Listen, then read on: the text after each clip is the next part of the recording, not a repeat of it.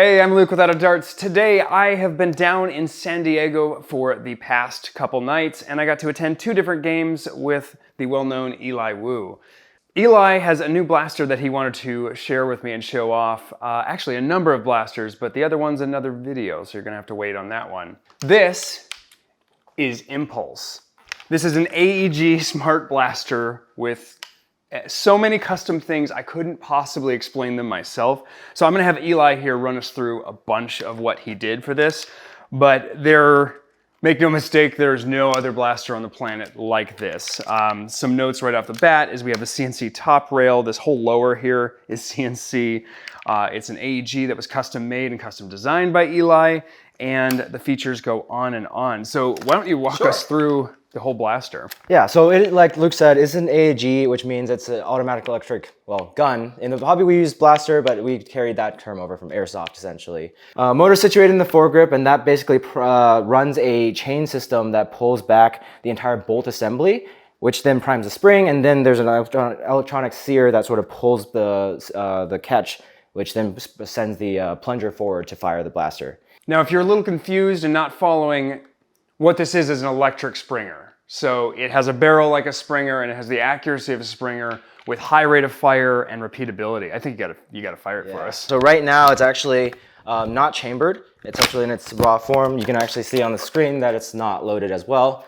Once you put in the mag, it'll say 0, which means it's has a mag in it, but it hasn't fired anything yet. The first shot is just loading the dart, essentially. So you'll see nothing firing out of the barrel, but you see a chamber going on. At this point, the blaster is chambered and ready to fire, and the not flashing screen shows basically that it's ready to send another dart out. I'm gonna fire it off a couple shots here. And that's semi-auto. And full auto, as you can see, there's a good amount of recoil. I'd say it's about maybe like a 22 at best. Yeah, I think that's pretty accurate. Definitely more than like a pellet gun, but around a 22 when you feel it. There's a lot, you've clearly got a lot of mass moving when you fire it. And the first thing I noticed when I touched it is the blaster is an absolute beast. There's so much metal on here. What's the weight of the blaster? 8.2 pounds is, I think, the official weight right now. I said, Eli, it's too heavy. And he says, what did you say to me? It's about the same weight as a real steel gun, really. Yeah. like a pretty run-of-the-mill AR-15 is about 7-8 pounds. Bullpup I call them blasters now. Bullpup guns are generally also in the heavier range. So. It actually has a bolt lock feature, so that means that when the magazine is out of darts, it'll actually hold the bolt to the rear so that you can then push in a fresh mag and drop the bolt and it'll be ready to fire again. I can demonstrate this here by firing off this entire mag. And you can see that it locks back to the rear.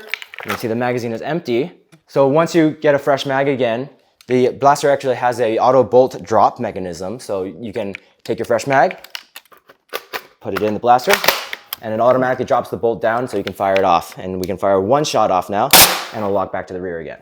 The blaster has a litany of features available to the user. So if you press the center button right here, you'll actually see that you can edit the fire modes. So right now I have it set up so that the top option is bolt action, and then it's semi and full. You can change that to be fully safe, semi and then full, or you can do this bolt action semi or 3-round and full, or you can do just 3-round and 3-round for some reason if you want that.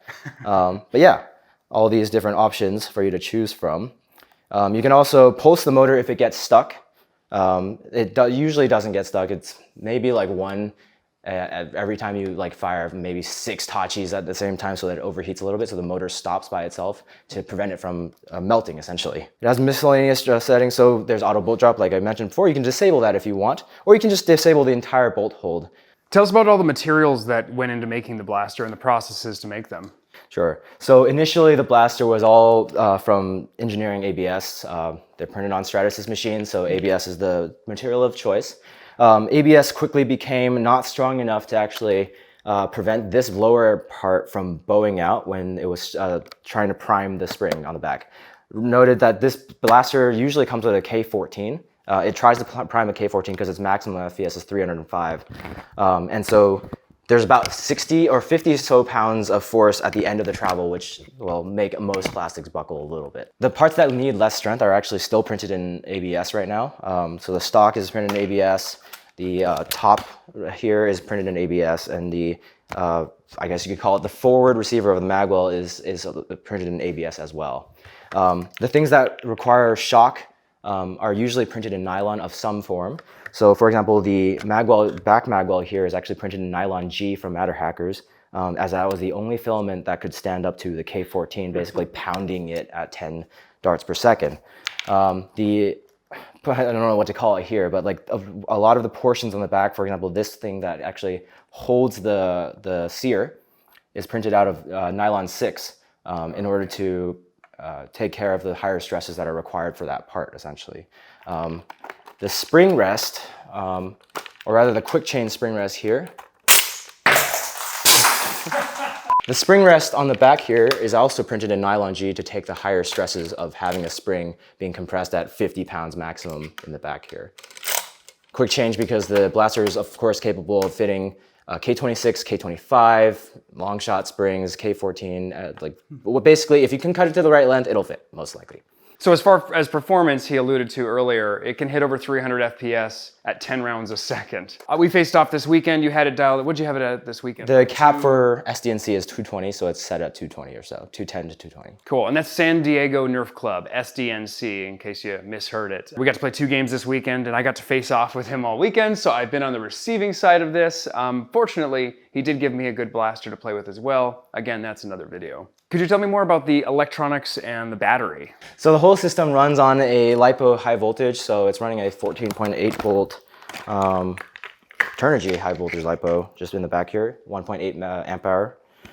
Sits in this battery tray right here that's quick release, so in case of failure, you can quickly deal with it. I've not had any failures yet, but it's always a good precaution to have on any blaster, in my opinion. Definitely. This blaster is actually fully brushless as well. It runs a sensored brushless motor to drive everything, and it's actually closed loop as well. It has sensors in basically every corner you can think of.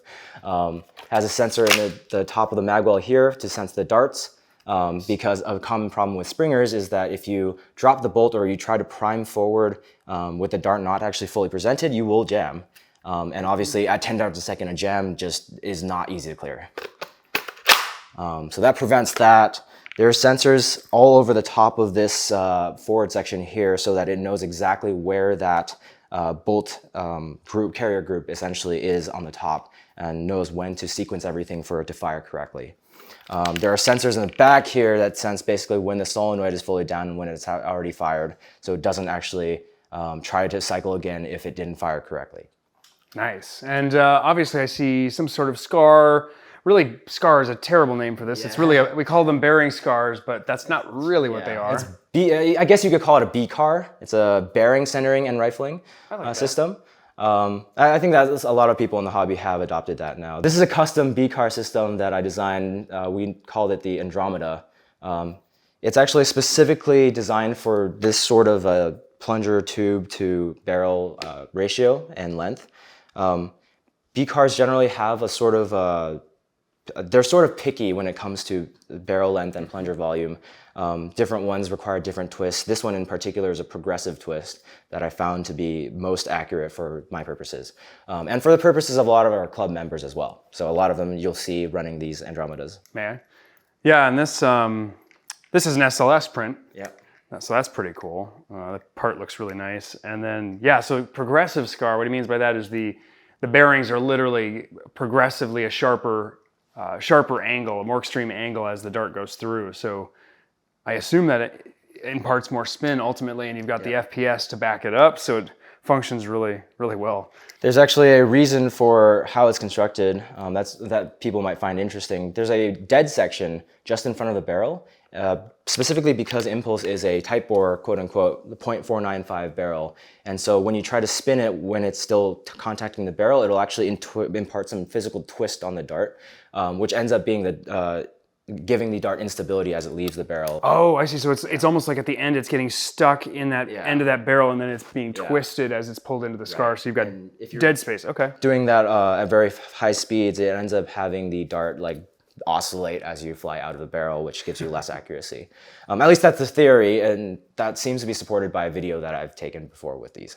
We faced off in a 1v1, and we did 2 of them, thankfully. But on the first one, he hit me square in the face right off the break. It was just pop. I got him on the second one, thankfully, but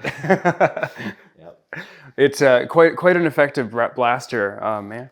I think this thing is one of the most impressive pieces of engineering. How many hours? Do you have a guess? Do you even think about that? The funny number is, I guess, 5 years since I first started on the Auto Caliburn project, which is what this eventually evolved into.